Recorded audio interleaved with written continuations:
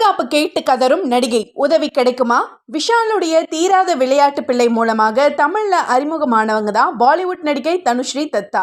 Miss India பட்டம் win பண்ண இவங்க உலக அழகி போட்டியில 6வது இடத்தை பிடிச்சு உலகத்தையே திரும்பி பார்க்க வச்சாங்க. அதன் மூலமாக கிடைச்ச பாப்புலாரிட்டியை யூஸ் பண்ணி பாலிவுட்ல என்ட்ரி ஆகி சக்சஸ்ஃபுல் ஹீரோயினாக வலம் வந்தாங்க. கடந்த சில வருஷமா எந்த படத்துலையும் நடிக்காம இருந்த தனுஸ்ரீ தத்தா சோஷியல் மீடியாவில் எப்போவுமே ஆக்டிவா இருப்பாங்க.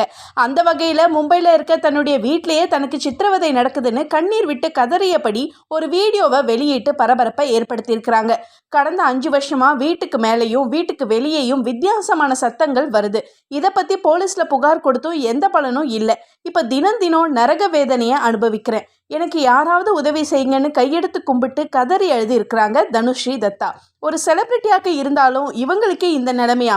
பாலிவுட்ல யாருமே அவங்களுக்கு உதவி செய்ய முன் வர மாட்டாங்களான்னு கேள்வி எழுப்புறாங்க ரசிகர்கள்.